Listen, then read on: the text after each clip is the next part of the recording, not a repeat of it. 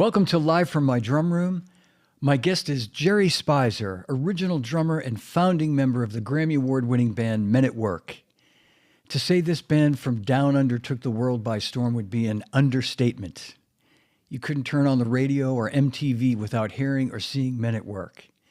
Jerry's drumming was a key ingredient to Men at Work's unique sound and overall success.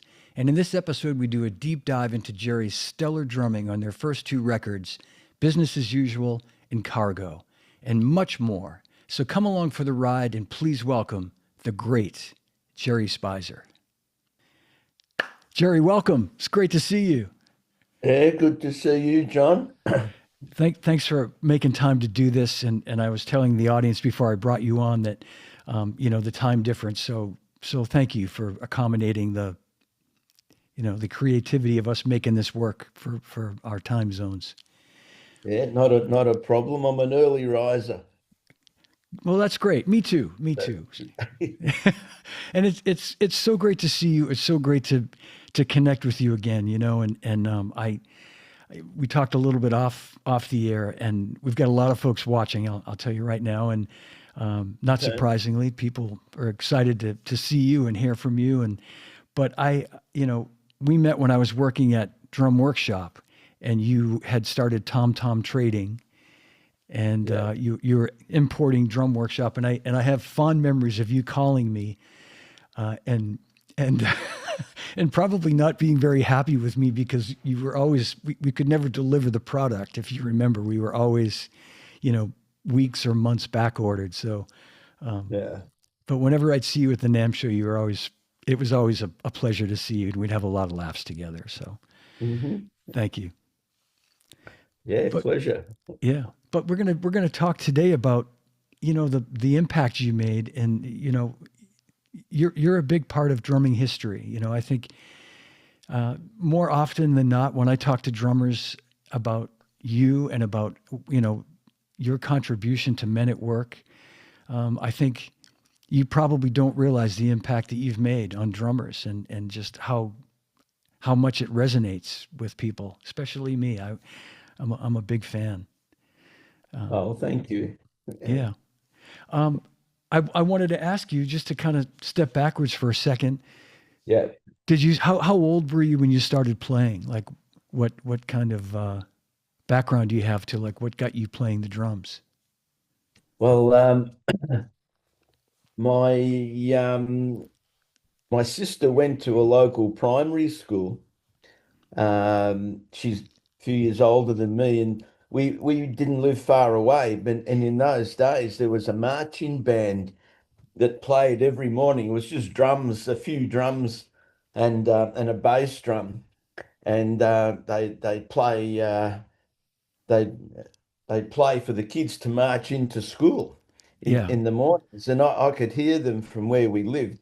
And I would pick up like a couple of twigs from the backyard, and I'd sit on the back porch. This is when I was like about 4 years old, Oh and man. I'd be Okay. sitting on the back porch on the concrete porch and just playing along with with the drums that I could hear.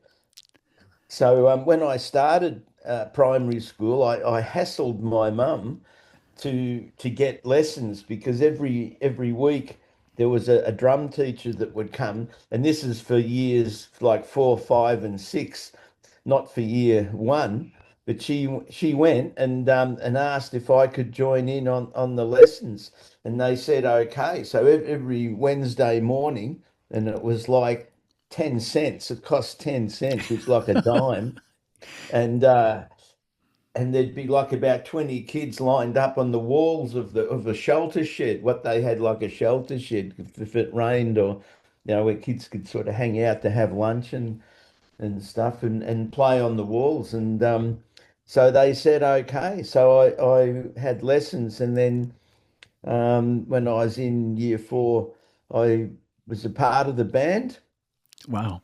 And then in year five and six, I was actually the leader of the band in those last 2 years. So that's how I started. But I didn't have a drum kit till I was like about 15 Were you years playing old. snare drum in the band? Is that were you playing mainly Yeah, it's snare? Yeah, playing, snare and playing traditional style because the drums were on yeah, an angle. yeah. So So it so was yeah, like so marching drums, yeah, so yeah, those yeah. deep things. And re I didn't really know much about drums, but I just loved to play. And I did get a snare drum eventually, like in my when I was about 12. Oh, so then I actually did get a one snare drum with this piece with the cymbal, which was just like a circular piece of tin. It wasn't really Yeah, a yeah. cymbal, Wow. but So this would have yeah, been like in the early '60s, like probably late '50s. yeah, Yeah, yeah, yeah. I was and born in 53, so I'm 72 years old yeah. now. Okay, And, yeah. so yeah, six. Well, yeah, it would have been 10, 12 years old. Yeah. Were there bands that were like, here in the States, of course, you hear people talk about how the Beatles were such a big influence in the early '60s with a lot Yeah. of kids. Were there bands there that you saw on TV, on television that had an impact on you too, and like or American bands or Australian bands or There was a lot of American and English music that was being played on the radio, but that's on the radio and records being released. TV, there was hardly anything on TV mm, um, musically at that time. yeah, Yeah. yeah. But, Yeah, just mm, it's very interesting because, you're from that sort of era where like, the Beatles definitely had an impact on. I'm a little bit younger than you, but people our age, that was such an impactful thing, with them being on the television in the early '60s. But well, no, that's television came a little bit later, I think, into Australia. But yeah, there was it was like there were two camps. There was the Beatles fans and there was the Rolling Stones. And yes, there's, that was the the conflict in a way, between tastes of music, whereas, Beatles, of course, having a little bit more sophistication hmm and yeah, and yeah. the Rolling Stones being your raw energy. Yeah. That's right. Yeah. So fast forwarding a little bit, you Yeah. started playing drums and you started playing in bands and I think if I understand correctly, you kind of met the guys in Men at Work or some of them like in college, like after. At university, I met Colin Hay. Yeah. Yep. And we were sitting on a bench, like in this sort of area there, and eating. We're both eating a salad roll, and we just started talking. And I That's said fun. that I was in a band and we're looking for a singer, and he said he was a singer looking for a band. So I said you should come and audition, and if you like us and we like you, well, you know, it's Wow. we're in. But that was 2 years before Men at Work Yeah. started because so he joined that band and we did I think about 3 gigs and then it disintegrated for some reason and then um but I knew I wanted to play with Colin and it was like a mutual thing with Colin and he was playing he met up with Rono the other guitarist Ron Stryker in Men at Work, and they started playing as a duo at this pub called the Cricketers Arms Hotel. And but they were playing acoustic guitars, and I knew that Colin wanted to get into playing electric, so they actually both got electric guitars and amps, and they were sort of working at playing I see. electric. And then about 2 years down the track, I was still playing with some of the guys that were in that first band that Colin joined, and then there was I was living in a house with these other musicians, and then they all became born again Christians, and not that there's anything wrong with that, but then they decided that they didn't want to do this band anymore, so on the same day as that happened, I went over to Colin's um, a few suburbs away where I knew where he lived. And I said, well, do you want to do something? So that was like the beginning of Men at Work. That was me and Rono Wow. and Colin. Yeah. That's great. Wow. And I guess, and maybe even just stepping back a little bit, you like as a teenager and through like high school and in school, you were in bands. You had sort of you'd Yeah. been bitten by the bug as a drummer, and yeah, Oh, absolutely. Yeah. As yeah, soon as I had a drum kit, there was a group of guys just in the neighborhood. And it was yeah. pretty funny because it was like every weekend we would go and practice at someone's house, and it was like a shopping trolley or skateboard or something, and the neighbors would see us sort of going down the street to go to a rehearsal, and probably thinking, oh, fantastic, they're going somewhere else today. And, Oh, that's so fun. And who were some of the drummers you listened to as a young, as a young player? Who were some of the guys that uh, influenced you?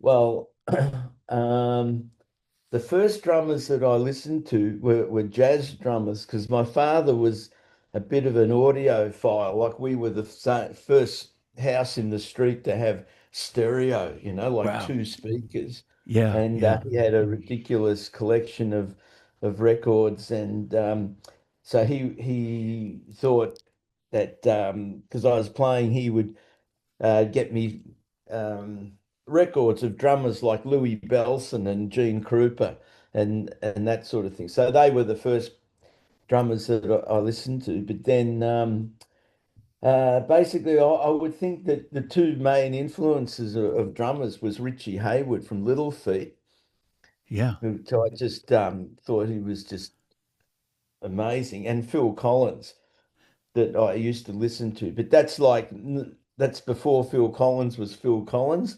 yeah, It's yeah, yep, because he played in a band called Brand X yes, uh, before he played with Genesis. So it was mm, more like when he was in Genesis that I sort of modeled sorry, modeled my playing on Phil Collins and Richie Hayward, which yeah. I would say, yeah. Two really really great role models for for drummers for sure. Mm. Did you have ever have a chance to meet Richie or Phil? No, no, No. no, Okay. never. I I would have loved to have yeah. met them. Yeah. Mm. Because Richie, I used to see him at the NAMM show, and knowing that went a number of times, I didn't know if you'd ever, cross. I didn't know him well, but he was such a approachable, Yeah. nice person, and what a I drummer. bumped into Liberty DeVito a couple of times at NAM. Yeah, We played with Billy Joel, so that yeah. was nice. He, Yeah. he's another great drummer. But man, Mm. yeah. So I've always been curious, like the origins of Men at Work, and I knew a little bit of what you mentioned about you and Colin sort of meeting at university and kind of deciding to team up, and it was it like a lot of bands, like you guys started playing gigs and like playing covers, other people's songs, and then working in your own songs and like doing gigs that way, or did you just immediately just start writing songs and at work at getting a record deal? Well, it was pretty much just starting playing original songs. I It don't it remember was. ever playing covers with those guys. Yeah. When I finished uni, I did a science degree and majored in physics, and then Mm, thought, well, now I'm going to do what I want to do and play music. So I went to what was called Melbourne State College, which really was a teachers' college, but that was the only place I could learn music, to study tertiary music without going to the conservatorium. But that's sort of was a bit stuffy um, place to go. So this was sort of the new thing, and that's where I met Greg Ham mm-hmm. because I was playing in a performance group. That funny thing was that Colin had met Greg Ham independently, and so we actually started. When we started, Rono decided to play bass. so that we could play. But what was interesting is what happened was this is in about May 1979. That's when we started rehearsing. So there was the Cricketers Arms gig that Colin and Ron would play at as a duo, Hmm. and they were writing. It was almost like a Lennon McCartney thing was going on with Colin and Ron because they were writing a lot of songs, and they told the proprietor of the Cricketers Arms, which is a guy called John Taylor. They basically said, "Oh, we're not going to play anymore because we're getting a band together." And John Taylor said, "Well, when you get your band together, come and play here." Like, so it's like the band had a gig before we had a repertoire. So Yeah, it yeah, was that was really cool. So as soon as we got enough songs together, we started playing at the Cricketers Arms Hotel, and that was how we kicked it off. Yeah. and did you play there kind of regularly and build a following, or just We played every Thursday night yeah, for about a year and a half, and it got to the point where people were queuing up outside, or there was such a small venue yeah, anyhow. And then people would just hang outside and listen. And yeah, it and you, was. you were And playing then we got other residencies. We were really, it was really men at work. Like we'd have a Tuesday gig in Carlton, the Wednesday gig in Frankston, the Thursday gig in Richmond. These are all suburbs of Melbourne. So yeah, yeah, yeah, and you were like at that time you were playing material that would be on the first record on Business as Usual, like you were kind yeah, of writing. Yeah, I yeah. asked if. Sorry, go ahead, Jerry. Yeah, we were playing Down Under. Down Under was being played like from the get-go. Yeah. Yeah, yeah. And I was curious because I didn't know if, like some other bands where you were, like playing gigs and in the States, for example, some bands have to play covers to get the gigs and then they work in their kind of a few original songs and then they transform into more of an original. But you guys did it Yeah. really the right way in terms of like being known as an original band with your own music and your own sound and your own unique personality. And so were you the parts that you came up with, and we're going to talk about that in a minute. I'm going to play some of the songs, and your parts were still to this day, all these years later, are so creative and so yeah, they're so great, man. I'm telling I speak for all the drummers watching this right now, and I tell Uh, you, it's you made such an impact on me and so many people, and yeah. yeah, I'm just curious, like how you was there like an evolution? Did you try different things? Like when you guys were playing your gigs, you said, I'm going to try playing it just with the bass drum on 1 and 3, or, I mean, like so much of what you play is different from what you hear other people play. I'm just curious how you came to that Yeah. Okay. approach. Well, very happy to give you some insight into that if that's Yeah. what it is. But just before that, just going back a second with in terms of playing original music, Melbourne is such a creative city. And live music was huge in Melbourne, and there were many bands all playing original music. That was a thing. It was like no one was interested in covers. Mm. Like there Hmm. were a couple of cover band like hotels that would just have cover bands, but it's quite incredible the amount of original bands that were playing in Melbourne. The music scene was crazy, it was Yeah. almost like a revolution of sorts. Well, And that's what a great yeah. time to be there, to be part of that. Yeah, it's almost like, you hear stories about the music that happened in Berlin in earlier days and how it was you could on any one night you could go to about a dozen different hotels, see the most current original bands. It was extraordinary. But Yeah. as far as my drumming.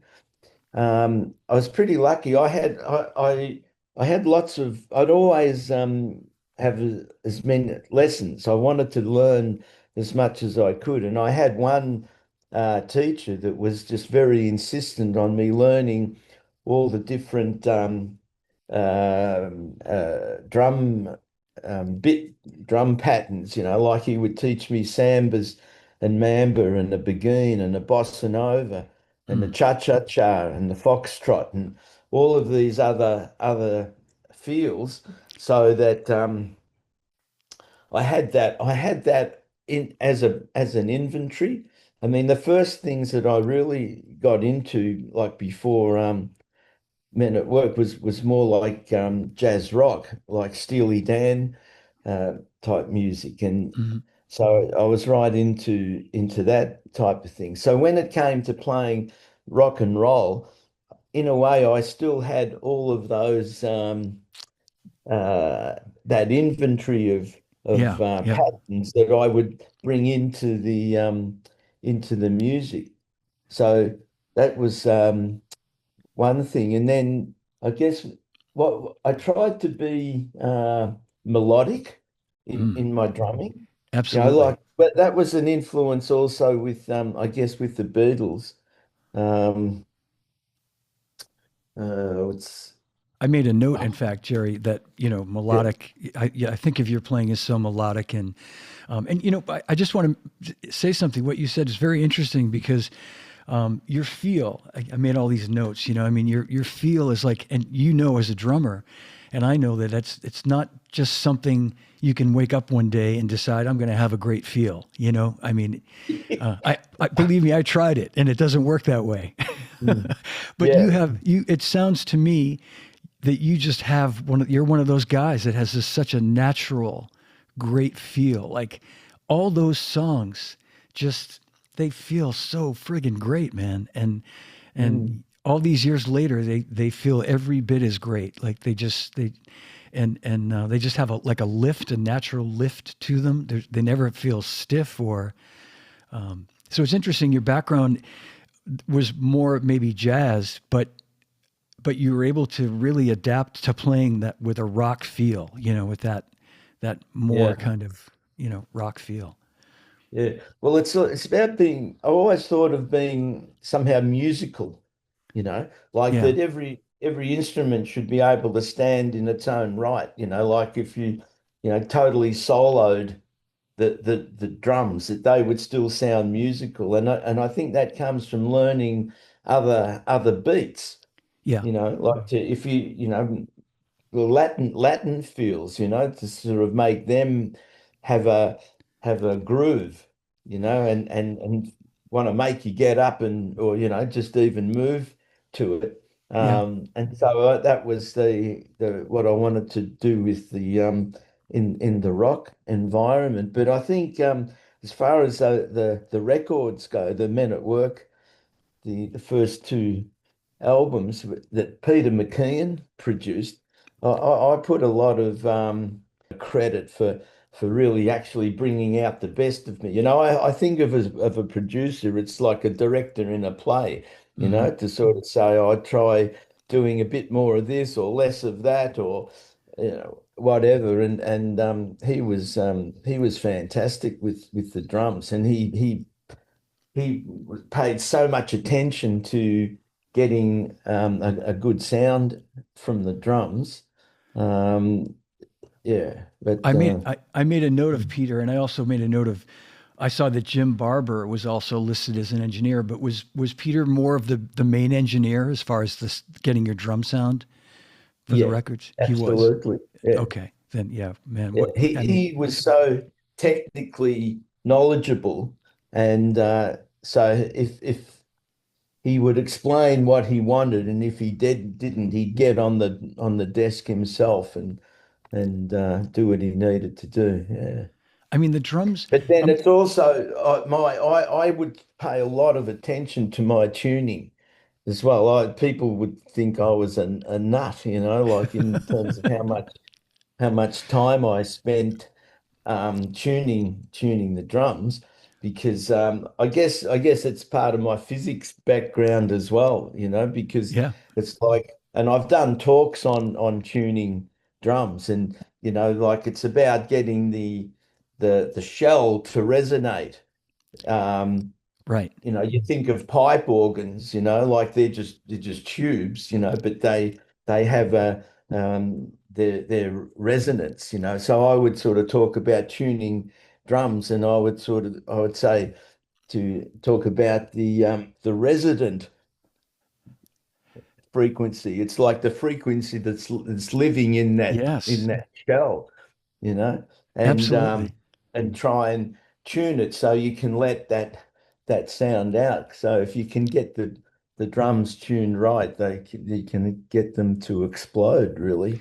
Did And it was funny because when we would do men at work tours, when we toured, people would go up to the desk and to talk to Mark Woods, who was our front of house guy, and they'd say, "What have you done to the drums? How did you get that sound?" And they have a look, and they're all flat. There's no yeah. there's no That's boost or cuts. It's just flat. So yeah. that says a lot. That says a lot about you.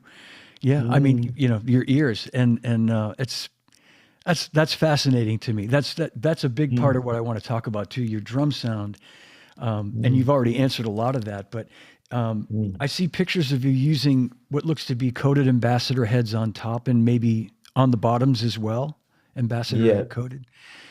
That was kind of was that what you used on the record in the studio too? I think I've seen live pictures. Um, Let me see. Great Yeah, well, I photographer used friend. ambassadors, coated heads, because I liked, not on the snare drum though. Oh, whoops. Yep. Oh, Can you? Yeah, there's a okay. picture. This is from a photographer named Lissa Wales who shot you in. She's from Phoenix. Was from Yeah, Phoenix, and this would have been in okay. the early '80s.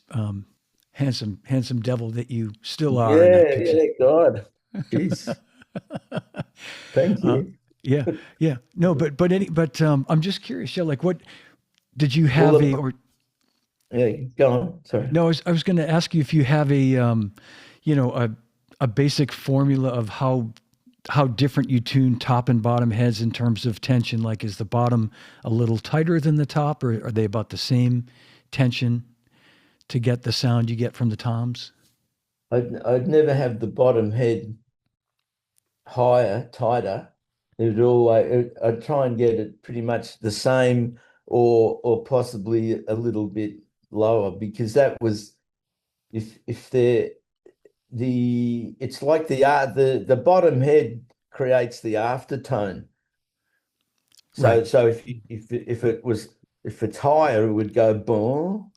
You'd hear a rise, Hmm. and if it's lower, you hear a doom. Like it would go down. So I prefer the down side, or just even to have it even.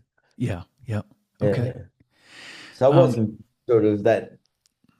It was more about getting it just right so the sound would explode, or just to get the right frequency um, for the shell, yeah. for Yeah. whatever the shell size was. Yeah.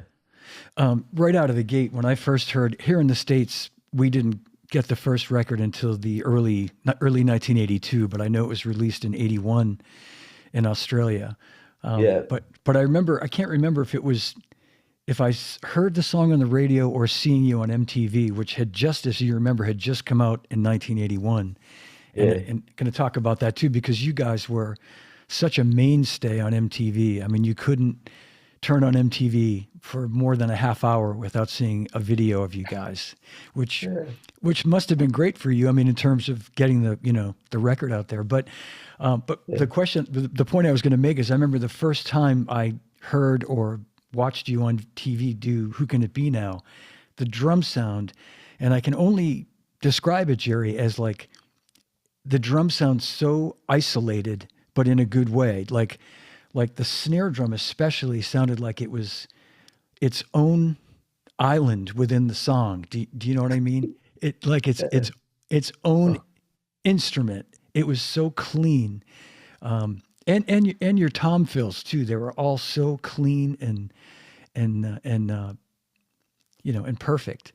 And I'm just curious. That's one thing I was going to mention. And I'm just curious. Did you play? You were playing pearl drums and Yeah, Sabian cymbals. Were you using pearl in the studio at that time? yeah. Pretty much the same kit that Okay. you showed a picture of before. Yeah. Okay. Great. So yeah, Yeah. that was a Pearl drum kit. Yep. And Maple yeah, shells. It says on there. Yep. yeah. And that Mm. looks like is it like a 10, 12, 13, Oh 22-inch bass God. drums? Yeah, that's all right. Just Mm. curious. Again, great Yeah, tuning. probably. Yeah, well, I think I was an 8 there as well. I think I had 8, 10, 12, 13. Might have been a 14 Yeah, and a maybe you're right there. 16 inch floor tom. Yeah. Yeah. Yeah. Yeah, well, Yeah, there we go. Okay. And on the record though, I'm just curious, just the timing of like when Sabian they sort of hit right around the time you guys came out, and I didn't know if you'd actually used them on that record or if maybe they were Zildjian or Paiste or something else, if you remember. pretty much all Sabian. They were, yeah. I really thought they were fantastic symbols and um yeah. They sound great. They But sound really. yeah, well the sounds the sounds that how you're describing the sounds was very much to do with Peter McKeon, the producer. He had his way, like there were gates on every part of the Okay. drum. And then he would do things like there were 6 overheads, like he'd have what would be, like at the front, and then he'd had overheads, a couple of meters behind, like, and that was really for the sim for to get the cymbals. But Yeah. he wrote a book about recording Oh, and okay. the drums, and I think he talks about his technique in there. But he was, I owe a lot to Peter McKeon, but I guess it's a combination of us both because we I gave him good material to work with. Yes, you did. No, I was going to say you definitely have to take credit because like you say, he can get the sounds, but you have to be the one to execute it. And it's Yeah, interesting. I wondered if the drums were gated, but they don't sound. When I think of like when we think of Phil Collins in the '80s with Genesis, as you mentioned, or solo. I think of those. Those types of like really heavily gated sounds, but the gates that he used, I guess, really are maybe more subtle than what a lot of people producers were yeah, doing at that time. yeah. Well, other producers like the Phil Collins sounds, it sounds like too more processed. Yeah, Where yeah, his were like a more natural to get the natural sound out, which probably had something to do with my tuning there as well. But it was funny because he had all these little tricks, because we're using 2-inch tape here. It's not this is in the tape days, yeah, not yeah. digital. And he would recalibrate the tape machines so that they could basically saturate the tape. So he would have it all recalibrated so that when it went to the red, he knew he was getting like an extra 2 or 3 dB out of it. So he would basically want to saturate the tape to just before distortion. I see. And Yeah. um, and then even, playing the snare drum, like I'm hitting the shit out of the thing. And he would say, Jerry, can you hit your snare drum a bit harder? And I'm going, you got to be kidding. That's ridiculous. What? And then he goes, oh, maybe use the butt end of the stick. And I go, Wow. okay, I'll use the butt end. So but Wow. then I thought that would be a bit weird because then it would sort of doing fills and that it might affect that. But anyhow, we made it work. But Yeah. talking about who can it be now? I've got a couple of interesting stories around that. is so as you know, as a drummer, when there's the lyric that talks about knocking or a gun or Yeah, you sort of you do something on the snare to emulate that thing. And it's like as young drummers, we go, oh, I'll throw in a little this or that. And so I was doing with that, who can it be knocking at my door? That yeah. yeah. I just did that sort of once, I think later on in the song somewhere, thinking I'll throw that in and some people will notice, some people won't, it doesn't matter, but for me it's fun. And so Peter goes, Jerry, when you do that knock, knock, knock, and I'm going, oh, here we go. He's going to say, don't do it. And he goes, I want you to do that every time you know. So the Yeah, band, we're all looking at each other going, you got to be kidding. How corny is that? And then it was pretty interesting because then, a couple of years down the track and we're doing some concert, with 30,000 people and it's who can it be knocking at my door? And the whole audience sort of go bang, bang, bang, with their arms in the air. And it's like, it's a rush. it And must have been. Yeah, yeah, and then it's like, oh God, he knew. He said it was a hook, Don't he said it's a hook. Just just yeah. go with it. And he was certainly right there. So Um, another interesting thing about Who Can It Be Now is it's two takes spliced, 2-inch spliced in the middle of the song. wow. So Okay. and we didn't use a click track at Okay. all. So I had it that was question. Yeah. it was there's only one song on the first two albums that we used a click track, and High I think hmm, high wire. Was it high wire? No. no, No. Okay. no, No. I think it was Blue for You. I can't even remember. Well, Yeah. I didn't detect it. I wondered if if you used a click track because it doesn't have that. It has such an organic, really great feel to it. It doesn't feel like it's stiff or anything, as I said before. Mhm. As we both know, great drummers like yourself can play to a click and certainly have it feel natural. But it's nice to know that it's that organic and it's just you. But so tell the story. So two parts of Who Can It Be Now are spliced together, two different Well, takes. from two takes, it's Yeah, just from listening back. You go, okay, that's really solid. That first half of that take and the second half of the other take was solid. So they chopped it up. put it Yeah, together that way. Um, yeah.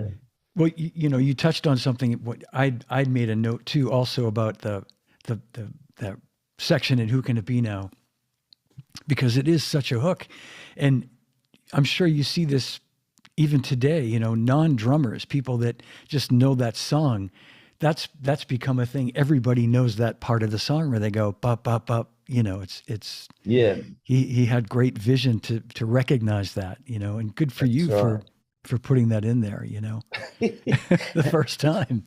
Yeah, Well, should we play it? Let's give a listen to that song. So this is cool. who Yeah. can it be now? Oh, Business as usual. yeah. So just to say something about this song, I think when we did the sound check, you played it, and I think that was great off the record because there's the version that's on YouTube. It messes up the beat. It goes Yeah, brum, whereas so I'm glad you're playing that one. And absolutely. Yeah. then there was what was the other thing I wanted to say? Yeah, oh, I can't remember. It's all right. I'll tell you after. Okay. Yeah. Maybe this will jog your memory when you hear it. Yeah. All right. This is such a great song. Here it comes. Who can it be now?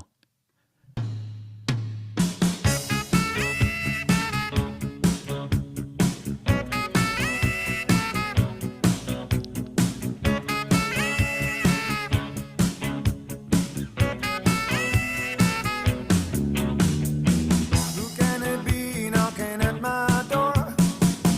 Going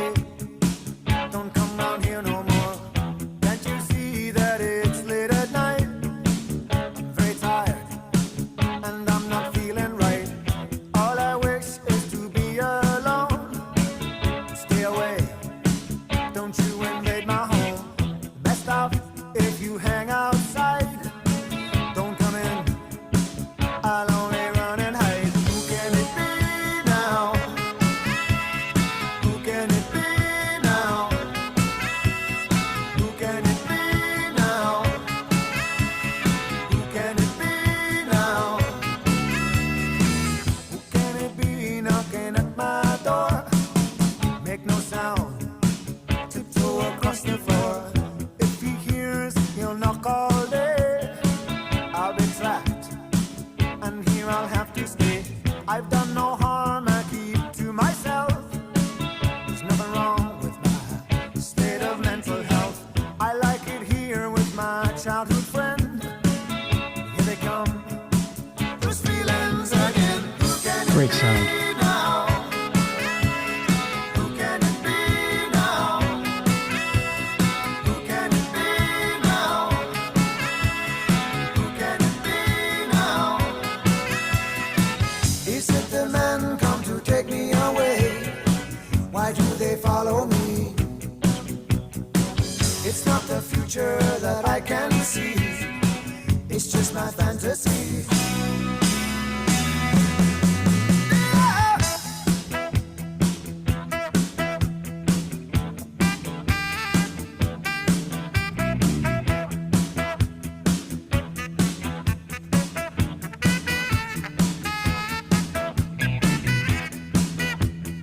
Man, that snare drum.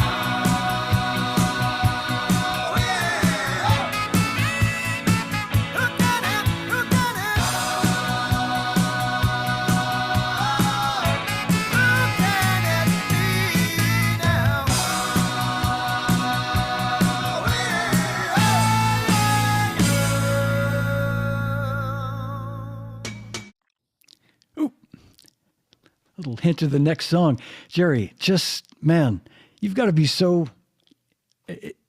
you have to be so proud Yeah, of your yeah. work. Yeah, man. Yeah, I am in that. It's pretty good. I always the thing I was going to say is um, in the solo, the Yeah, sax solo.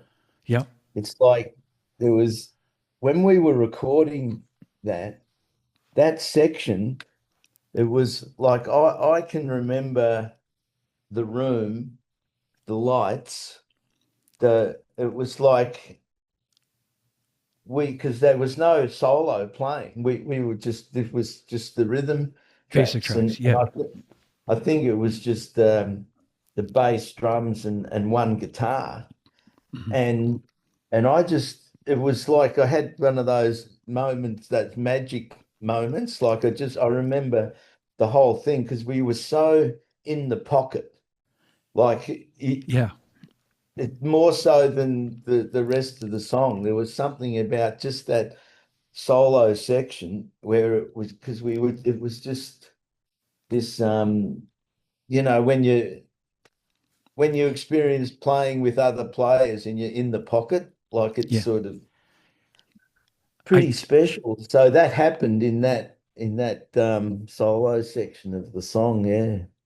That's great, man. What a great story. And when you say, are you referring to the guitar, that rhythm strum that we hear, dun-dun-dun-dun, that part? Because Well, that, that's the bass. The bass is playing, it's playing. I mean, yeah, maybe just play. Can you play that solo section sure, again? absolutely, yes, yep. That'd be cool. I'll Wow. find it. Yep. Um, And while okay. you're finding that, or there's Yep. something else I wanted to mention also, because you talk when you were talking about the fill. So what I would also do is I would try and mimic the phrasing of the vocals Yeah. in the fills that I did in terms of playing melodically. Yep. Like it wasn't just sort of melodic, random, my own melody. It was sort of I would try and bounce off melodies that were in the song. Not that the drums would replicate exactly, but Yeah. hint at it, you know. Absolutely, Jerry. I know exactly what you're referring to, and you can hear that on many of the songs you do that. In fact, on that song and Down Under, I feel like there's a, when you do those melodic fills are in conjunction with another part or a vocal, and Yeah. but let's find. I'm gonna come back to Who Can It Be Now, and hopefully find that middle section here. Let's see.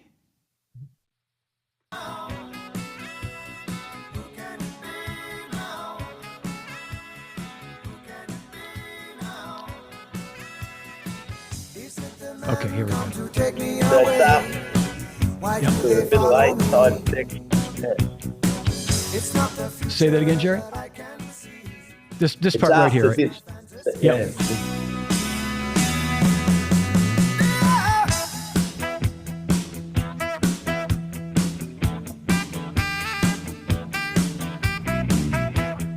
Oh yeah, it is the bass. Yeah.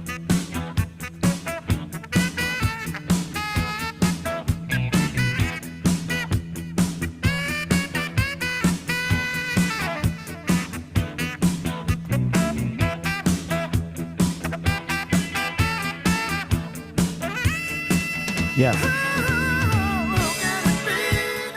You guys are definitely locked in there. I mean, really locked in there. Good. And I mean, John's a great bass player too. John's a great musician. John learned he went to the conservatorium. He learned violin and piano. So he's a great musician. Yeah, I mean, you can hear you guys worked so well together, as a rhythm section that just locked in and both have a great feel. I mean, that section right there is so, and when I was talking about the snare drum, I mean, and that section in particular too, you can just, I just love the space, you know what I mean? There's like so much space in there, but it just feels so great. It's got such a sparseness, but a fullness at the same time. And I loved, your restraint, for lack of a better word, on playing the bass drum on the 1 and the 3 only, just, not playing the standard boom, boom, sap, boom, boom, sap that me and a million other drummers would have played. You just played that boom, boom, it creates that space, that makes that. Yeah. Yeah, no, that's cool. So there's something else about the solo. It's not drums, but the sax. You hear a squeak in the sax Yes. solo. Yeah. And it was very funny because I remember Greg coming in and listening back to that, and he was really kicking, like he was so down on himself because he he squeaked in there, and he's going, "Oh, that's shit house, I have to do it again." And Peter McKean's going, "No, it's great." Like he's saying it's a bit of character, and he actually did some, delay little thing on there or extra bit of reverb or something. Like he sort of made made a feature out of a mistake, and he was great like that to pick on. That's a great producer. That's a great producer. And talking about your cymbals for one more second, I didn't want to move off of that too soon because you were using and some of the other songs I'm going to play will hear this too, but your choice of like using nice thin fast cymbals, and at times you're playing splash cymbals where you might normally, I think they're splash cymbals where someone might play a crash cymbal. So, again, just really creative, different approach to playing these songs that I think a lot of other drummers would have taken. I sort of without realizing it, I think I made that a bit of a signature thing of mine, where I'd use a splash at the beginning of a verse, just so Yeah. there's a little bit of an explosion, of sound, but then it dies off really quickly. Yeah. And, Yeah. but I used to drive the drum shops in Melbourne nuts, with me choosing cymbals, because I would, that, like I'd say, I'm coming in, I need a crash cymbal. And they say, what size? And I go, I don't know, like this. I just, I want the one that sounds good, Yeah, whether exactly. it's a 16, 17 or 18 inch, that's not, I don't care. And I would try out every cymbal in the shop, Yeah. and I'd sort them, like to that, no good, possible, good. And just because I wanted the right sound, that really says something. And so I would pick cymbals, but I also would pick cymbals like depending on the songs. If it was a faster song, I always wanted a quick attack, because Hmm. I thought a slow attack is sort of, what's the point, like, Yeah. Yep. gonna.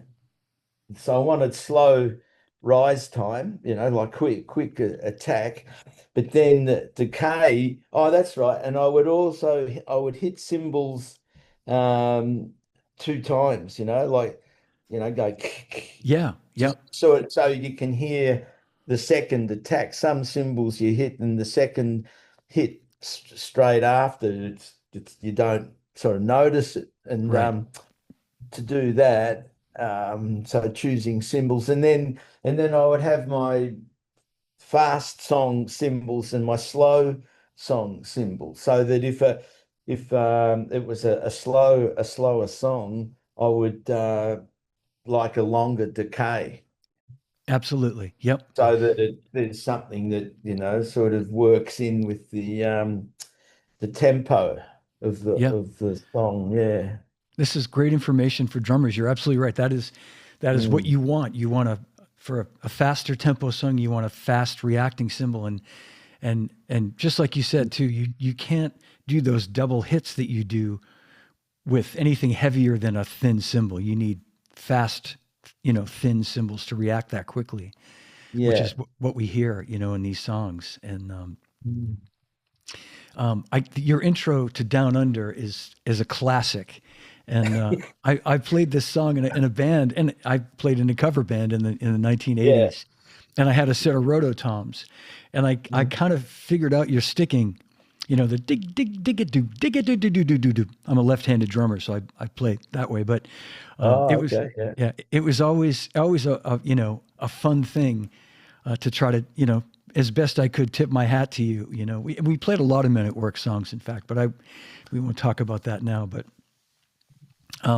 I just, this is such another great, example of you, playing these melodic fills and playing for the song, supporting the song so perfectly, so Mm. beautifully.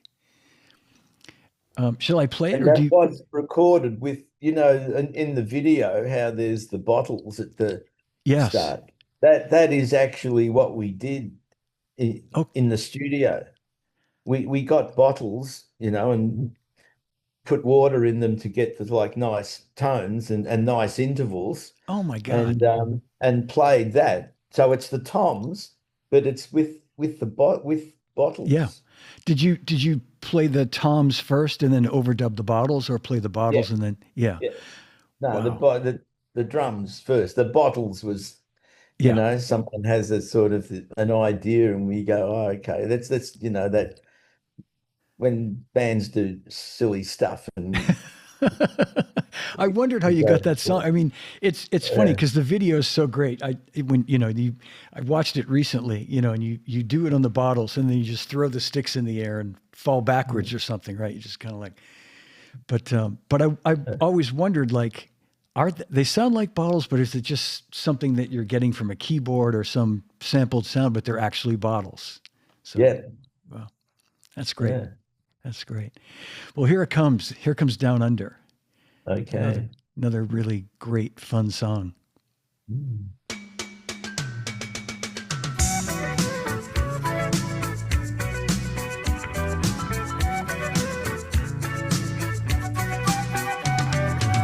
Traveling in a freighter combi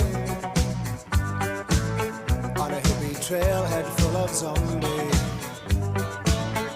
I met a strange lady, she made me nervous. She took me in and gave me These breakfast. And she said, do you come from a land down under? Where women go and men plunder. Can't you hear the thunder? You better run, you better take cover.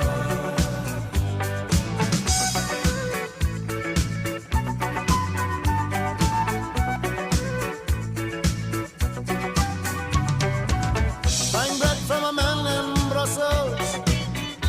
He was 6'4" and full of muscle.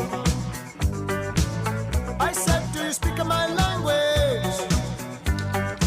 He just smiled and gave me a Vegemite sandwich. And he said, I come from a land down under. The beaters flow and mention the. Can't you hear the thunder? You better run, you better take cover. Yeah.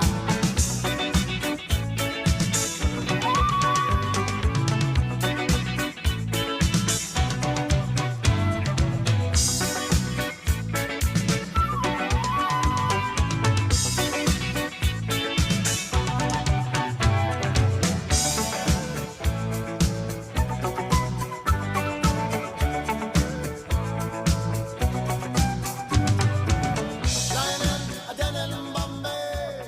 Another great example, Jerry, and maybe you were thinking of this too, is you're playing fills that are doubling what the flute player is playing there too. Yeah. Great example of melodic playing, where it's so tasteful. It's not overpowering. It's not overbearing. It doesn't get in the way of it, but it supports it perfectly. Yeah. Yeah. And, Well, and that's something. Go on. Sorry. no, I was just going to say too, and I made a note of this too. I don't know how else to explain it, but the way you break the fills up, the broken fills with the, where you stick a splash crash in there in the middle of it. right. Oh yeah.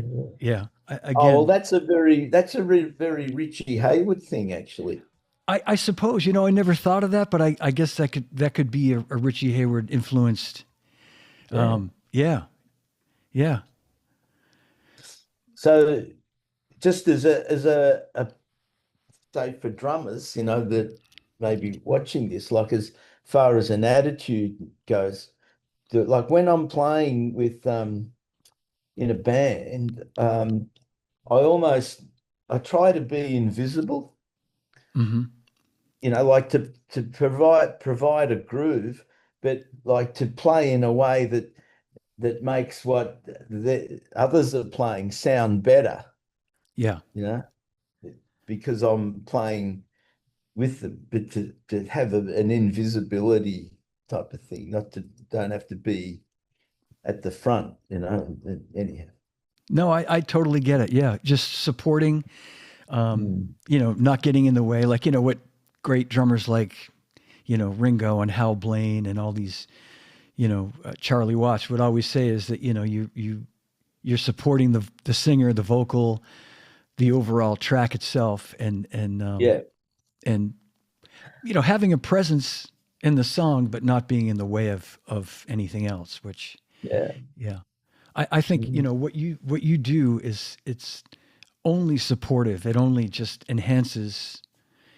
As great as the songs are, it what you contributed really made them even better. I really mean that, and I really feel that way, and I think other people do as well. Thank you. Yeah. Yeah. We'll play a few more songs, maybe talk about some other songs. Yeah. Let's see. I want to just make sure I don't forget. We're jumping around quite a bit. Oh, Okay. I did want to ask you Yeah. if Peter did he use a lot of compression on the cymbals? Is some of that sound that we hear, some which I know a lot of producers do use compression, like to get the splash to the way it sounds, or is that just the way it's recorded and he's just Think that's just the way it's recorded. I don't think he was not like extreme with any processing, mm, but he somehow had a knack of using just the right amount of whatever effect he was using. He used yeah, yeah. a lot of harmonizers on the guitars, which was something. But yeah, no, nothing, Okay, yeah. not overly Not done. overly. And they sound natural. They sound like he's got them really hot in the mix. And you mentioned all the overhead mics, and that explains it. That explains Mm. his technique to get the cymbals to be so present in the mix the way they are. So, yeah. Well, that's one of the things when I listen to some songs or even seeing live bands, I think, oh my God, I can't hear the cymbals like Yeah. or drummers that hit them lightly, Yeah. and I'm thinking, hit the bloody things, just what, give them a whack, like Yeah. Yeah. they're Yeah, you there. do. Let's hear them. Right. Right. You do have to hit them to get them to open up, to get them to speak. Yeah, You're right. You can't, you've got to put a little something in them. So, well, let's yeah. play a song that I know was written for me. Be Good Oh, Johnny. okay. Okay.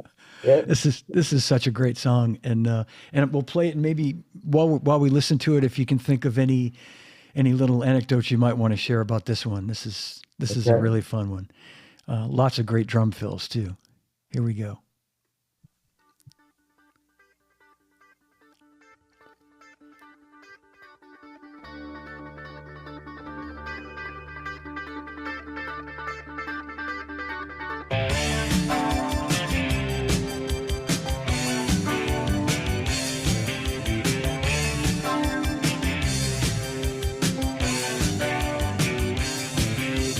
Skip the skip up the road, up to school you go. Don't be a bad boy, Johnny. Don't you slip up or play the fool. Oh no more, oh no da. I'll be your golden boy. I will obey every golden rule. Get told by the teacher not to daydream. Told by my mother. Be good, be good, be good, be good, be good, be good, be good, be good, be good, chicken, be good, be good, be good, be good, be good, be good, be good, be good, be good, be good, be good, chicken, chicken. Gonna play football this year, John? No? Oh, you must be gonna play cricket this year, then, are you, John? It's open hi-hat. Yeah, so tasty, Sure are a so funny tasty, kid, Johnny. and the cymbal Well, I grabs like too. it. The So tell me, what kind of boy are you, John? I only like dreaming all the day long, when no one is screaming. Be good, be good, be good, be good, be good, be good, be good, be good, be good, chicken, be good, be good, be good, be good, be good, be good, be good, be good, be good, be good, chicken, be good.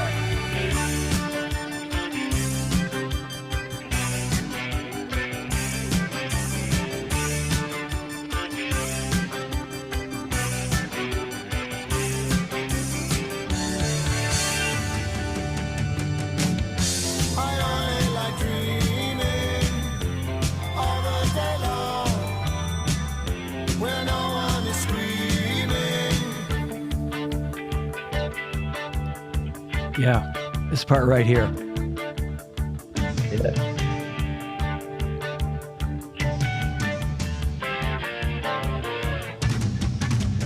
Be good, be good, be good, be good, be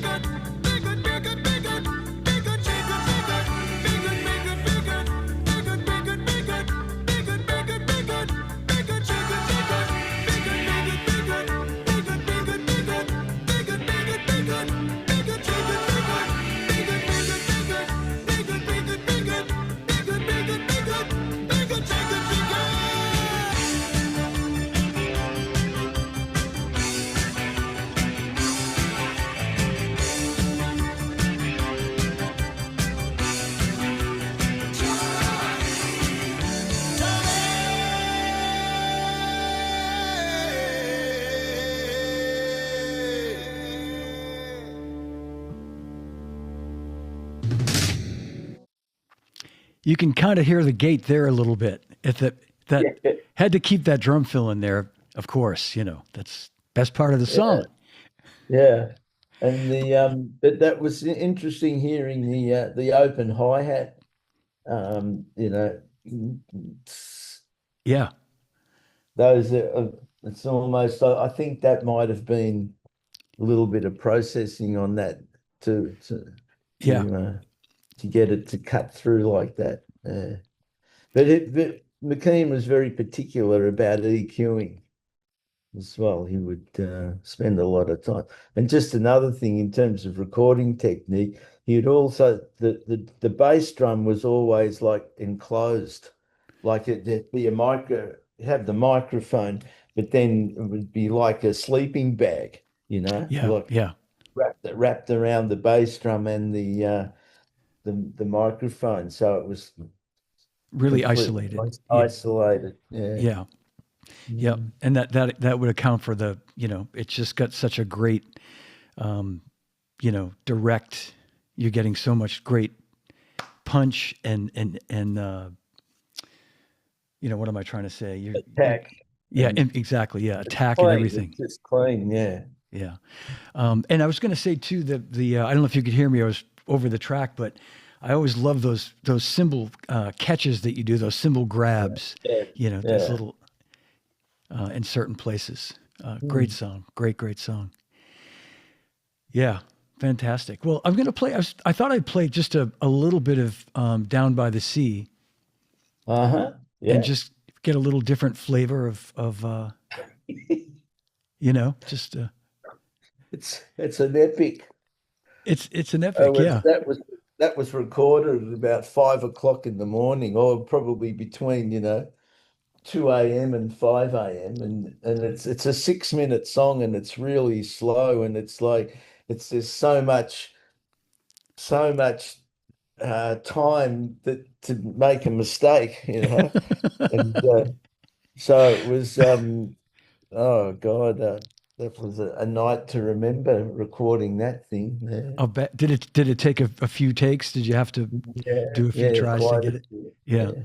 Did you track this first record kind of in one go, like within a pretty short period of time, or did you have the I won't say the luxury, but where you guys were kind of a new band, you probably didn't have that luxury of having a long No, time to do it, right? no. Well, who can it be now? And the B side of that single, which was a song called "Anyone for Tennis," Hmm. which was an instrumental. I don't know if I you don't may know not the have even song. heard that. Yeah. Uh, Um, so that was done at AAV. It's a studio in South Melbourne. So that was like just a couple of days, 2 or 3 days to do two songs. And then the rest of the album was done at a place called Richmond Recorders. And that was like over 2 weeks. It was 2 weeks to do those 9 tracks. wow. Yeah. Yeah. Mm. But all the songs were written ahead of time. You didn't. None of the songs were written in the studio. You knew that everybody Yeah. knew the material pretty. Yeah, we would have rehearsed the album. We would have had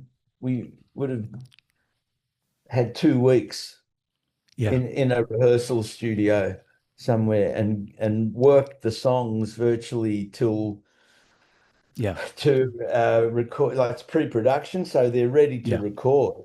But what it meant was that when we got to actually recording the songs, they'd be so easy to fine tune, that there'd be refinement in the studio, but it was like 95% done pre-production. Yeah. Yeah.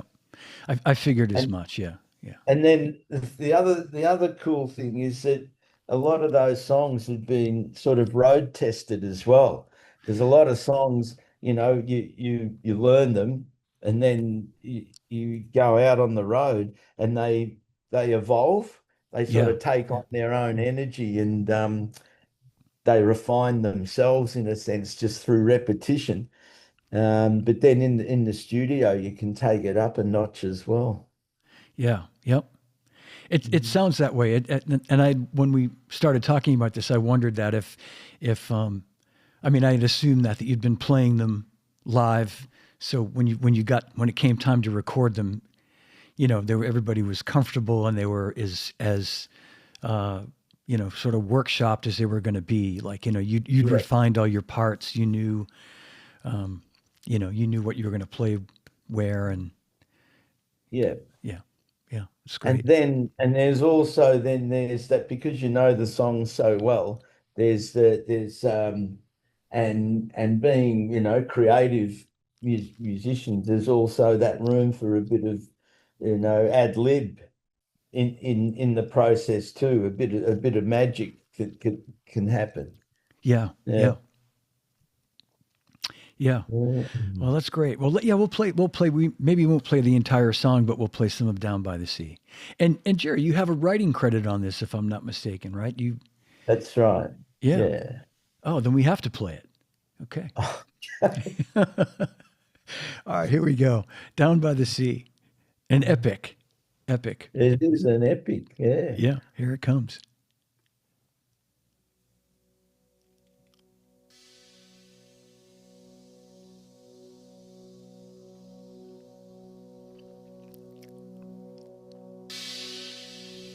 I hear a china, Yeah.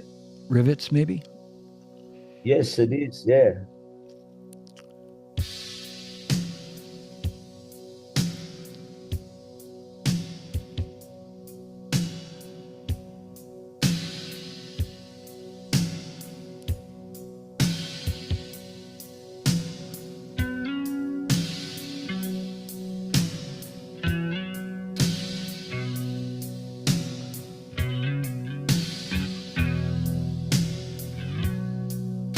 It's two bass guitars.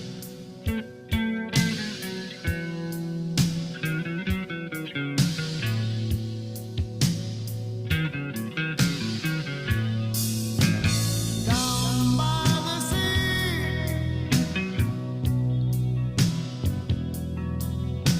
I found your hidden treasure. I got to just say, Jerry, it's a pretty ridiculously great groove, man. Wow. We overdosed on pleasure. Yanni's in the wind. So Johnny We're is again for like winter. stone. I'm sorry, Jerry. Say that again. Johnny's is sort of colloquial for stones, like throwing stones. Johnny's. Yes. Yeah. It's,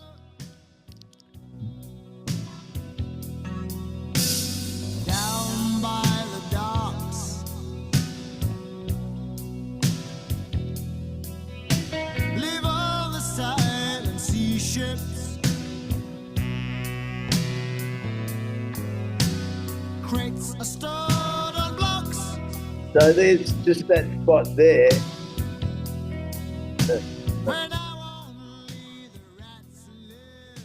So I didn't play the double beat in Yeah. there. Like there was great to leave space here and there in that sense. Yeah. Yeah, exactly. There's so much. Yeah. The space is what really makes it breathe the way it does. It just, yeah.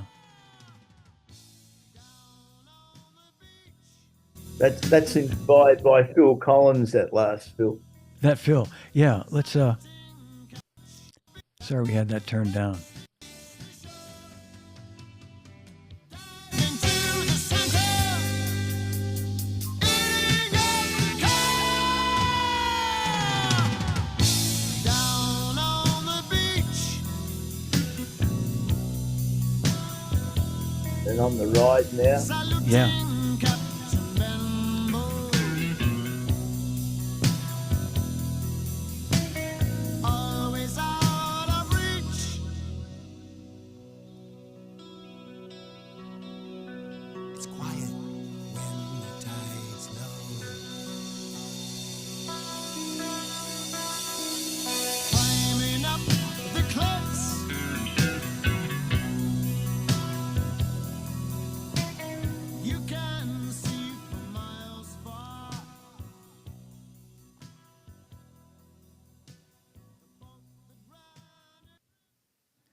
There's a Nice J work there, John.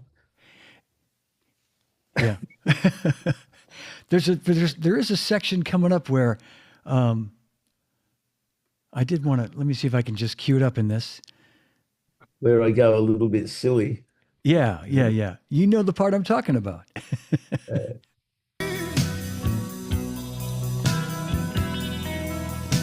I found your hidden treasure.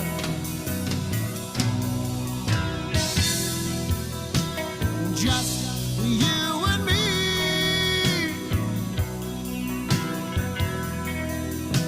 We overdose on pleasure. Listen to your heart screaming at the sky. Here it comes. Can't you feel it tremble? Big drum fill. Don't you wonder why?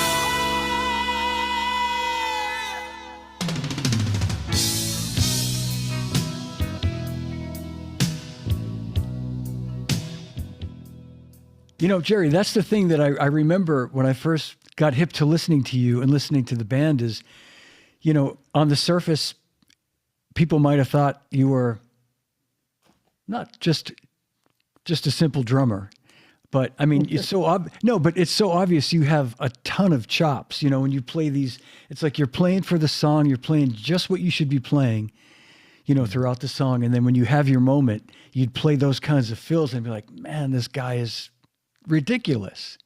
So no, it takes you know, my point is it takes I think a lot of drummers a long time to understand that, you know, the sort of time and place to put those types of fills in, you know, where it works perfectly there, but if you'd done that earlier in the song when you had all that space, it, you know what I mean, it wouldn't have fit right. So yeah, well, I guess it's going with the energy of the song, you know, like that's that sort of orchestra, you know, thinking of or in an orchestral way, you know, yeah, like yeah. where the mood of the song shifts. Yeah. Yeah, yeah. No, it's you know, it's being a musician, you know, and I think so much of it is like listening and, you know, just kind of instinctively knowing what's right and what's not right for the song. And it sounds like you had a great producer too that probably would have said, Jerry, I don't know if, you know, if that's going to work in this spot, but it works here, you know, but maybe not there or something. But yeah. Yeah. But Yeah. so, yeah, just moving along here. Cargo came out about a year later in the States. It came out in '83, and I know Yeah. they're probably different. But I want to say, and I'm pretty sure that Business as Usual was still like on the charts, right? It was still like a top selling record when you released Cargo. Yeah, well, that was an interesting that whole situation there because in those days, you know, what happened in one territory was completely different to what happened in another. Like these days, you know, someone releases a song and it's bang, it's all over the world Yeah, straight away. And so that was interesting because there was a bit of contention around whether Cargo should have been released as early as it was because it needed to be released in Australia. It was because Business as Usual had been out for so long. I see. Yeah, And we in a way wanted it to be released, but there was another attitude whereas let's let Business as Usual finish its normal sort of curve yeah. and then release Cargo later. So yeah, that's right. It was probably released too early.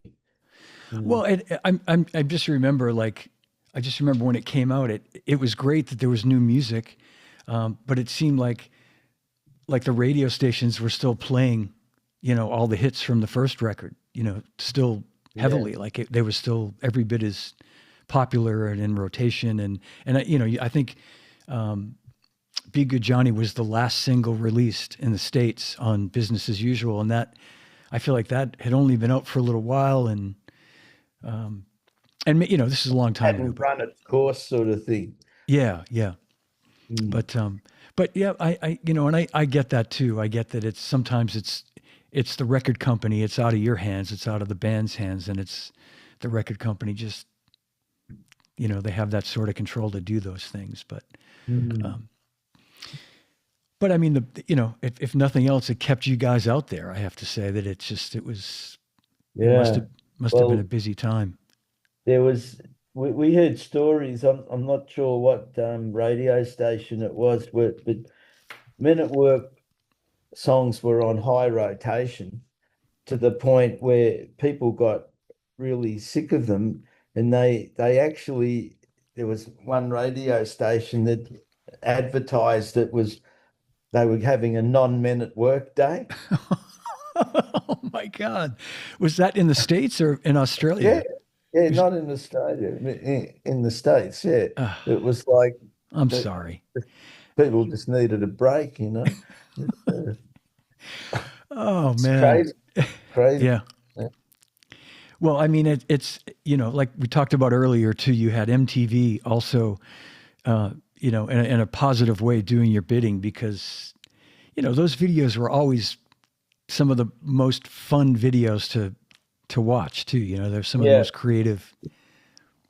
yeah, we had a lot of fun doing them, and but that was like the nature of the band. Like we would just, like regular Aussies, just having a bit of fun and Yeah, um, yeah. So, but the timing with MTV couldn't have been better. Like it was just perfect timing, and sort of in a way helped launch MTV, I think.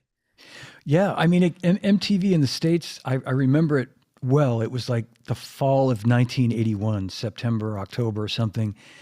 And then they were slowly making their way into all the different cable systems in the U.S. And I remember seeing it like at home sometime toward the end of 1981. And you guys were, your record, the Business as Usual was released in the States in early 82. So the timing, as you say, was perfect. It was just like a perfect, synergy marriage of you two. Yeah. Yeah. And Mm. and I have to think too, were there songs that I don't imagine you when you went to record Cargo, were any of the songs like written with the idea of a video in mind, or I don't imagine you. No, it's you're writing for the No, yeah, yeah, was for the music, and then it was like, okay, well, if we're going to do a video, then we start thinking about how how that will work. But it was never, nothing was ever, as far as I know, yeah, yeah. written Yeah, with videos in mind. Yeah, I know some American bands, around that time or a little later, were so sort of connected to MTV that they would, songs would be sort of inspired by the idea of what the video could be. And that, to me, that was kind of, I don't know, I think a falling off point for a lot of music, I think, is when you're when you're at that point yeah, and you're writing songs based on what the video is going to be versus the video being what the song is. But yeah. yeah, but I could go on all day about it. But let's play something from Cargo. And I guess just as far as that record goes, was it a similar? It's the same producer, right? It's Peter Yeah, McKean. Peter Yep, McKeon. Yeah, McKean, and same. You're using the same drums, pretty much same kit, same. yeah, Yep. yeah. It's yeah, it would have been exactly the same. Yeah. Yeah. Okay. Yeah. So just went in and had a winning formula. So you went in and were some of these songs written on the road when you guys were out doing the business, like touring on Business as Usual? Did some of those songs come together there, or did Colin Well, just? there were some songs that we were playing as part of our show. Yeah. Uh, Probably most of them. I would think they were already written. There were no. I mean, Colin and Ron were prolific writers, Mm, so and there was a backlog. see, crazy thing is we did business as usual, and then that was we had a record deal to do business as usual, and then it was like a wait and see what happened. But then I think that was for a couple of albums. But then because business as usual was so successful, we renegotiated our contract, and that was to do an album a year for the next 10 years. Wow. And then we did one album, and then the band disintegrated. Yeah. So it was yeah, so that That's John and I were actually kicked out of the band. John, the bass player, mm, and I is just I wouldn't want to say it wasn't musical differences, but yeah, yeah. It's yeah, y- so y- stuff that shit happens, and exactly. uh, Yeah, yeah, it that's was exactly it. unfortunate because we could have there were so many songs. There was a backlog of songs. Yeah. Yeah. Mm. But an album a year for 10 years that's a lot of pressure, though. Boy, that's a lot of pressure to keep churning out hits and being on the road and um, Yeah. yeah. But you know, I the two records that you put out that we're talking about that you're on are just stand on their own. All these years later, they stand up and sound every bit as great today as they did then. Yeah, So I agree. yeah, Yeah. hats off, Jerry. Yeah. Well, let's play this something from Cargo. This little song called "Overkill," and maybe you can think about some anecdotes about this. But my what I was going to say about this song is, it's almost like it seemed like you guys all had the benefit of being so successful the first time with your first record and touring and sounding even better as a band, that it's like this song in particular has such a more mature sound, if that makes sense. Like, Yeah. is that, you know what I mean? It's a really well crafted song. Yeah, it's just a amazing piece of work. Everybody, the entire band, it's a great performance. Well, I'm glad you picked Overkill because I had that written as there's one of my favorite fills that I Yeah. do is in Overkill, and it's a very simple fill. It's just a snare drum thing, and that's what I was going to say earlier. Like because I'm a fan of ZZ Top as well. Like I love there and Frank Beard, like the drummer, his Yeah. surname is Beard, and he's the only one that didn't have a beard. I thought that was, you know, That's right. Yeah. fantastic. But he would do the simplest fills on the snare, but just the perfect the Yeah. perfect fill, and so anyhow, not that I was trying to emulate Frank Beard or anything, but it just happens to be that on Overkill is I think it's at the end of the solo coming into the last verse, Yeah. something like.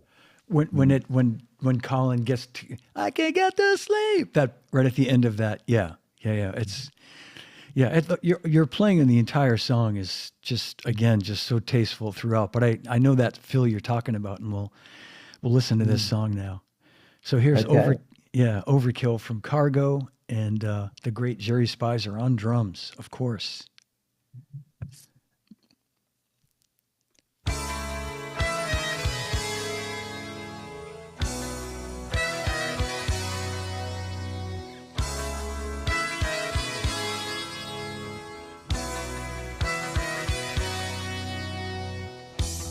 I can't get to sleep. I think about the implications of diving in too deep and possibly the complications, especially at night.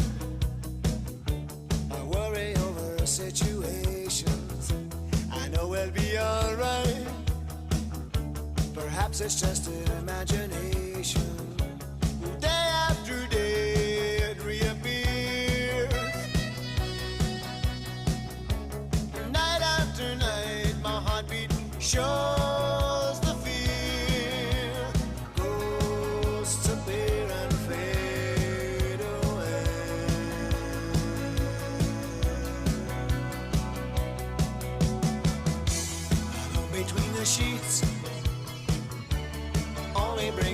exasperation. Groove is so It's solid. time to walk the streets, smell the desperation.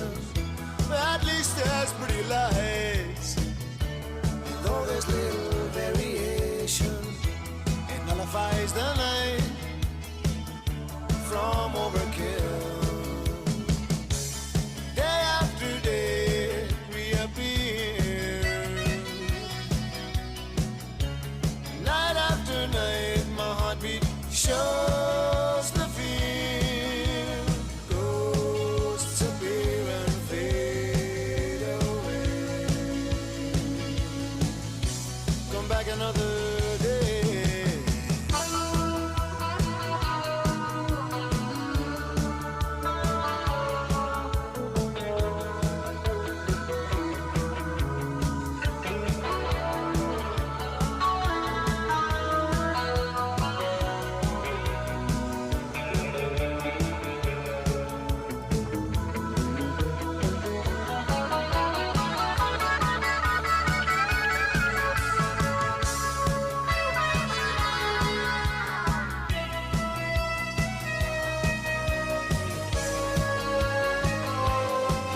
Here it comes. I can't get to sleep. I think about the implications of diving into deep, and possibly the complications, especially at night. I worry over situations that I know will be alright. It's just overkill. Day after day reappear. Night after night my heartbeat shows the fear. Ghosts appear and fade away. Ghosts appear and fade away. Ghosts appear and fade away. Beautiful, man. What a beautiful, beautiful song, and just an yeah, epic Yeah, it's a job. good one. Yeah. Yeah. I want to just talk about one more song, and I so appreciate it. I want to thank you again for being so generous with your time today, Jerry. Thank you for Yeah, doing this no today. worries. This is so great, and you know, we could go on, but I did want to play some of High Wire because I always loved I just I love what you play in that song, and there's one spot in particular that I remember at the time hearing this song that it stuck out, and then when I started listening to these songs again, it refreshed my memory. And there's a fill that you play at a minute 35. You know what I'm talking about, where it's an homage to Down Under. You play a tom fill Ah, that. Do you know what I'm yes. talking? Yeah, Yeah. and it's Yeah. at the time I remember hearing this.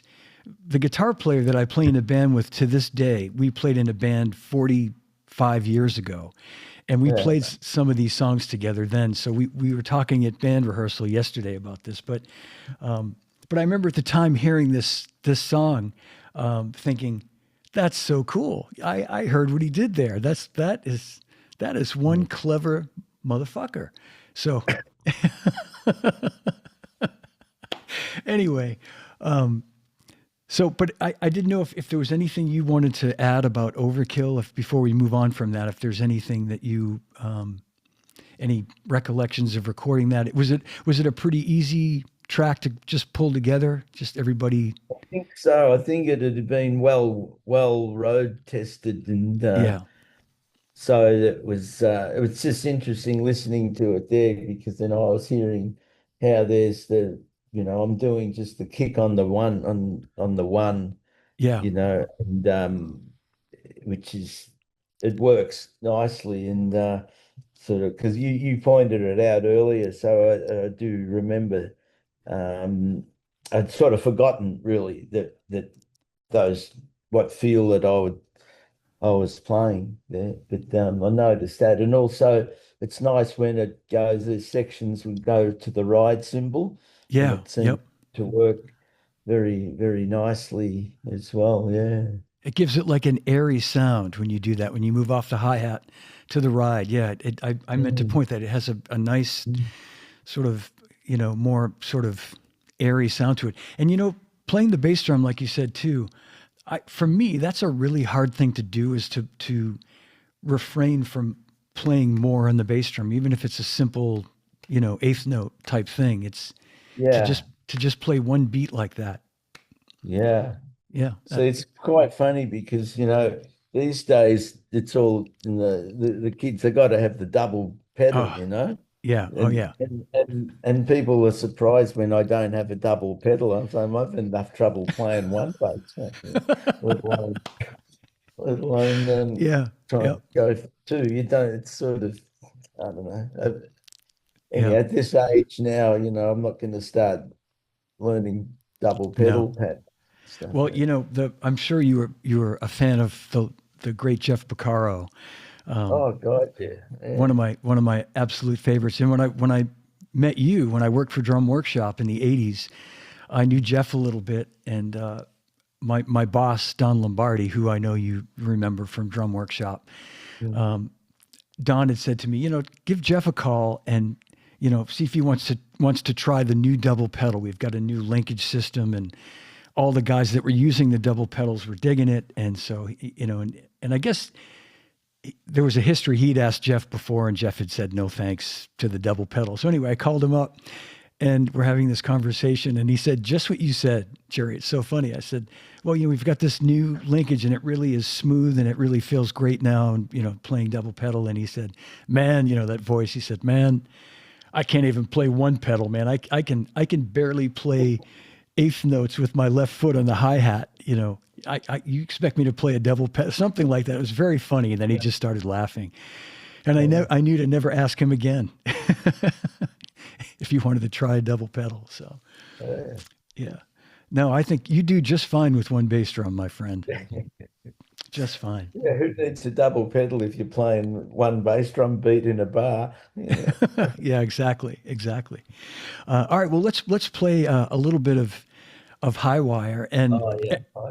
yeah, and everybody listening at home, I'll point it out, but at about a minute and a half into it, Jerry plays this really great fill that you'll recognize as a great homage to Who Can It Be Now? I might have said Down Under before, but Who Can It Be Now? Yep. Here it comes.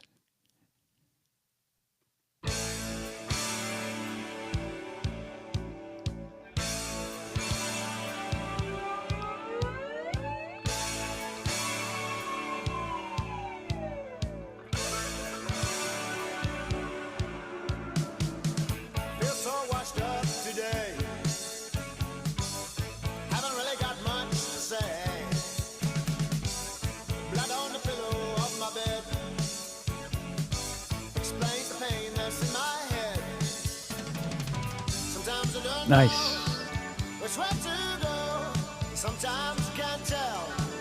But it's just as well 'cause I'm walking on a high wire. High wire. I want someone let me in. I'm stinking and I'm full of gin. There's no need to close the doors so fast. I'm very fragile and not built to last. Sometimes I don't know which way to go. Sometimes I can't tell. But it's just as well 'cause I'm walking on a high wire. Coming through the ring of fire. High wire. Have to pull it together. We're in for some stormy weather. Have to pull it together. We're in for some nasty. Okay, everybody, get ready. Here comes the fill. Here it comes.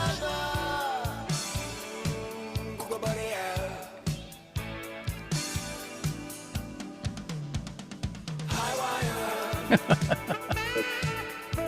I love it. High wire.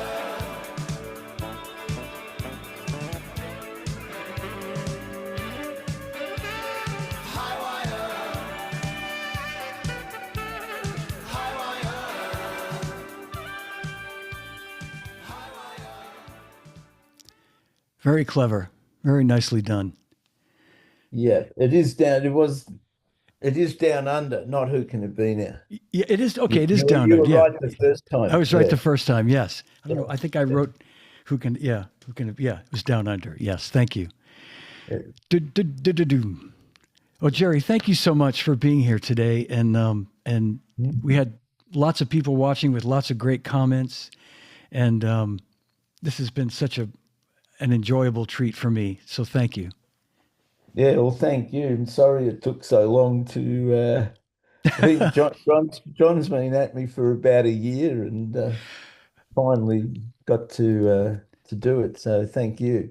Mm. Oh, my pleasure. I know I was going to mention that. I think we first started talking about this about a year ago, but you've been busy, and I know we can't talk about it in any detail, but there's going to be an announcement in maybe a couple of weeks about something you're working on, which is very Yeah, on the exciting. So, 2nd of March, it's going to be announced. I'm doing a tour with some members from as those the bands I told you about, like in those creative days of the 80s. yeah, There's different members of some of the most successful bands in Australia that and they're getting together and doing a tour, and I can't mention the bands or anything right now. I've been asked not to talk about it, but what I might do is when it's done, I'll send you a link okay, great. to it Yeah, so that you could your listeners can check it out. So it's like, there'll be, because I'm in it, there'll be 3 or 4 Men at Work songs, and then from members from the other bands, there'll be 3 or 4 of that yeah, bands. It's sort yeah. of like uh it's the countdown era. I don't know if you heard of Countdown was a music program back in the 80s that was on every weekend, very I see. popular Yeah, music show, and so it's the baby boomers, that's the yeah, yeah, demographic. Yeah, anyhow, so I'm looking forward to that, to play with some sort of caliber players from the era. yeah. It'll be fun. Yeah. It'll be great, and you'll make it even greater, Jerry. Absolutely, you will. No, Mm. you will. And in fact, when this is going to go up on YouTube, so when that gets announced, whatever link you send me or links, I'll put in the YouTube notes, so people can, 2 weeks from now, go back and look at this and find all that information out. So. Oh, fantastic. Thank you. Yeah. Yeah. And everybody, just a big hand for the great Jerry Speiser. I can say my old friend from almost 40 years, which is crazy to think, but yeah, what an honor to have you here today, and a pleasure. Thank you, Jerry. No worries. So just can I say one more thing? Yeah. It's, I live in central Victoria in this town called Harcourt, and there's a friend that's got a studio. We had some big fires come through here, Yeah. and we had to evacuate from here, and luckily our street wasn't affected. But where my friend has the studio, his house wasn't affected, but his studio burnt down, Oh man. and I had my new DW drum kit in that studio. Oh boy. So I lost that. I mean, it's more an inconvenience. It's a bummer, but I'm just glad no one was hurt, and Yeah. their house was saved. But that's Well, that's the times we live in. it And is, and I'm sorry about that, but I'm going to get on the phone with Don Lombardi when we're done and get you a new DW drum set. I'm gonna all right, All thank right. you. I'm going to get cracking on that. I'm going to say, Don, you owe me one. Oh, that'd be nice. Yeah. Yeah. All right. Uh, Okay. We'll yeah, talk, no, Jerry. fantastic. All Yeah. right, thanks a lot, John. Thank you, Jerry. Hang with me if you would one moment. We'll end the live stream and we'll say goodbye in the Zoom room. But thank you, everybody, for Yeah. watching today. And again, big hand for Jerry Speiser. And who can it be? It's Jerry Speiser. That's who it is. All right. Sorry, couldn't resist. That's okay. See you See soon, ya. everybody. Thanks for watching.